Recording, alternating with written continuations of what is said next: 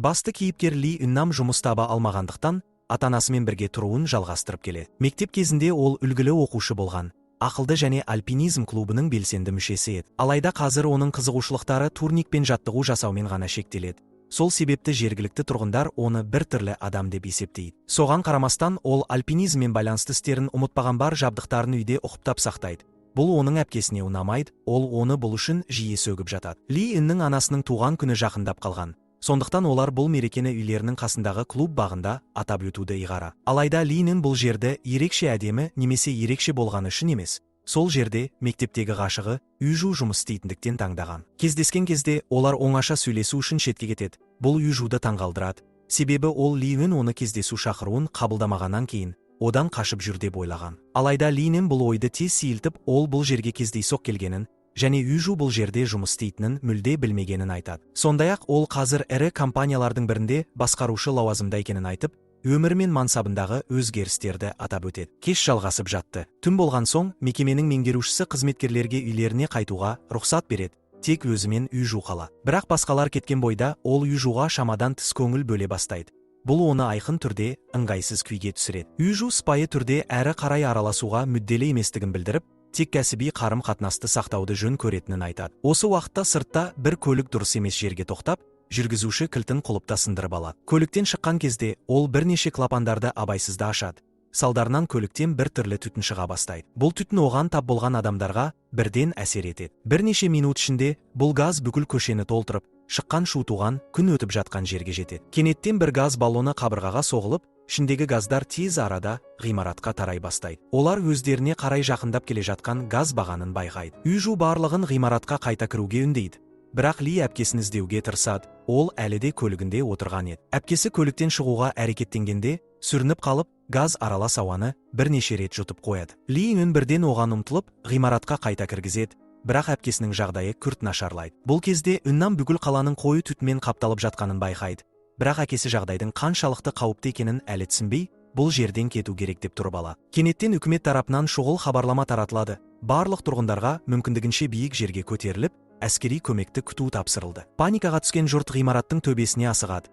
Бірақ есік құлыптаулы болып шығады. Ал меңгерушінің қажетті кілттері жоқ. Сол себепті көпшілігі кілттерді іздеу үшін төменгі қабаттарға түседі. Осы уақытта теледидардан газ бұлтына кіруге мәжбүр болғандар үшін тек газ тұмшалар ғана көмектесе алатыны айтылады. Бірақ олардың әсері шамамен 15 минутқа ғана жетеді. Сонымен қатар, газдың ашық теріге тиюінің алдын алу үшін дененің барлық бөлігі жабық болуы қажет екені ерекше ескертіледі. Жаңалықтарда тікұшақтардың өте аз екендігі айтылып, тек көзге оңай түскендер ғана құтқарылатыны ескертіледі. Құтқарылудың жалғыз жолы барынша көзге түсетіндей болу. Бірақ бір мәселе бар, меңгерушілердің бірі барлық газ тұмшаларды жәшіктерден алып қойған. Алайда адамдар кілттерді төменнен іздей бастайтынын естіген сәтте, оның мінез құлқы өзгеріп шыға келеді. Ол бұрылып, бірнеше газ тұмшаны қайтарып береді де, газға түсу туралы ойынан бас тартады. Осы сәтте Үн есіктің тек сыртынан ғана ашылатынын түсінеді. Сол себепті жалғыз жол терезені сындыру. Содан кейін ол арқан алып келуді сұрайды. Ол арқанды беліне байлап, жүгіріп келіп, қарсы беттегі шатырға секіреді. Қонғаннан кейін дереу өз-өзін бекітетін қауіпсіз орындарды іздей бастайды. Алайда көп ұзамай арқанның жетпейтінін және әрі қарай қозғала алмайтынын түсінеді. Сол себепті ол қауіпсіздік белдігін шешіп, әрі қарай өз бетімен өрмелеуге шешім қабылдайды. Осы сәтте мектеп кезіндегі кедергілерді жеңіп өткен сәттерін есіне түсіреді. Бар күшін жинап, бір мүсінге жармасады. Сол кезде мүсіннің азу тісі сынып кетеді. Бірақ ол ұсталып қалып, шатырға өрмелеп шығады. Одан кейін ол есікті ашып, барлығының шатырға көтерілуіне мүмкіндік береді. Осы кезде олардың үстінен тікұшақ ұшып өте бастайды. Алайда, өкінішке орай, ұшқыш олардың бар екенін байқамайды. Сол кезде олардың ойына шамдарын жағып, сос белгісін беріп, тікұшақтың назарын аударту идеясы келеді. Олар фонарларын бұлғап, жарық белгілерін жасайды. Бұл уақытта жаңалықтарда оқиғаның жергілікті зертхана қызметкермен байланысты екені хабарланады. Белгілі болғандай, бұл адам жұмыстан шығарылғаны үшін кек алып, дәл қазіргі төтенше жағдайға себепкер болған. Бар күш-жігерлеріне қарамастан, тікұшақ оларды әлі де байқамайды. Сонда олар жаңа идеяны жүзеге асырады, микрофон арқылы айғайлап, сонымен қатар мекеменің маңдайша жарығын қосып өшіріп, қосымша визуалды сигнал беруге тырысады. Осы үйлестірілген әрекеттердің арқасында тікұшақ ақыры оларды байқайды. Алайда жаңа мәселе туындайды.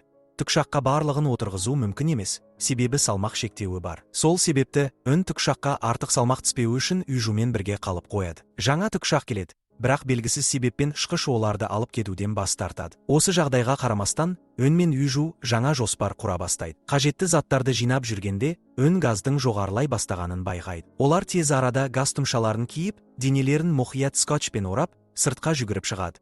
Қаланың ішімен жүгіріп өтіп отыра. Олар жаңа шатырға жетеді. Бірақ бұл жерге де газ жетіп қойғанын түсінеді. Жағдайдың күрделеніп жатқанын байқаған өн соңғы сүзгіні пайдалануға шешім қабылдайды. Оны тез киіп алып төменге түседі. Осы уақытта Южу ғимараттың ең биік жеріне көтеріліп, қауіптен сақтануға тырысады. Бірнеше сәттен соң Энда шаршағанына, қорқынышына қарамай, шатырға өрмелеп шығады. Және Южуға жаңа сүзгіні ұсынады. Олар маскасыз жүруге болатын спортзалға жетуге тырысып, жанкештілікпен күресіп, ақыры жетеді. Бұл жер оларға демалып, келесі қадамдарын ойластыруға мүмкіндік береді. Оларға көрші шатырға өту керек. Әртүрлі нұсқаларды талқылағаннан кейін, қарсы шатырға гантельдер лақтырып, арқанды біртіндеп тарта отырып, импровизацияланған көпір жасайды. Арқан жеткілікті тарылған кезде, Южу мұқият арқан арқылы өтеді. Барлығы жоспар бойынша жүреді. Бірақ кезек Лиянға келгенде жағдай күрт өзгереді.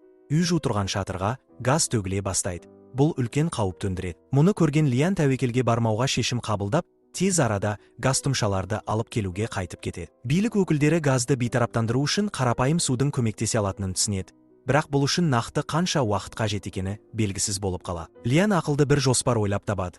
Құтқарушылар ғимаратта көп адам бар деп ойласын деп, манекендерді орналастыру. Шынында да, құтқарушылар бір бөлмеден шыға алмай жатқан үлкен топты байқайды. Бұл адамдар тұтқында қалған және қалай шығу керектігін білмейді. Лиян мен Южу оларға жақын маңда өрт сатысы бар екенін, және аман қалу үшін соған өрмелеу керек екенін түсіндіруге тырысады. Олардың бірі кеңеске құлақ асып, баспалдаққа көтеріле бастайды.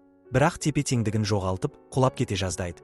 Бұл өзгелер арасында үрей туғызады. Көп ұзамай тікұшақ оларды байқайды. Бірақ ең алдымен тұтқында қалған адамдарды құтқару қажет екенін түсінеді. Олар құтқарушыларға дұрыс бағытты көрсету үшін жедел түрде бағыт көрсететін жебе жасап қояды. Кенеттен жарылыс орын алып, қуатты газ толқыны олардың бағытына қарай қозғалады. Үрейге бой алдырған олар ең жақын ғимаратты ең қауіпсіз жер деп есептейді. Уақыт жоғалтпай, көрші ғимаратқа қарай қозғала бастайды. Дәл осы сәтте Янгтың әкесінің ақшасына төленген телекомпанияға тиесілі дрон күтпеген жерден оларға қарай ұшып келеді. Осы дронның арқасында құтқару операциясы интернет арқылы тікелей эфирде көрсетіле бастайды. Бүкіл әлем бойынша мыңдаған адамдар бұл драмалық көріністі көреді және оқиғаның дамуын жіті қадағалайды. Сәтті құтқару үмітімен олар қажетті ғимаратқа жетіп, тік жарнама қалқандармен жоғары көтеріледі. Алайда келесі ғимарат тым алыс орналасқандықтан, оған секіріп жету мүмкін болмай қалады. Осы кезде олардың құтқарылуын тікелей көрсетіп тұрған дрон істен шығып, трансляция үзіледі. Батырларымыз бір-бірін құшақтап, жұбанышпен қолдау табады. Кенеттен төрт тараптан жаңа дрондар келе бастайды. Адамдар бұл дрондарды газды ығыстыру үшін пайдаланып, батырларымыздың айналасында қауіпсіз кеңістік қалыптастырады. Янг тез есін жинап, дрондардың біріне жоспар береді. Бұл жоспар бойынша дрон арқанды көрші ғимаратқа жеткізуі тиіс. Көп ұзамай дрон Янгтың нұсқаулығын орындап, арқанды сәтті бекітіп шығады. Олар арқанмен келесі шатырға абайлап өтіп бара жатады. Бірақ кенеттен жолдың ортасына келгенде тоқтап қалады. Мәселе шамадан тыс салмақ, бұл арқанға қауіпті күш түсіреді. Алайда бұл жалғыз мәселе емес, арқан сырғи бастайды. Олар арқанды кесіп, төменгі қабатқа секіру туралы ойлайды.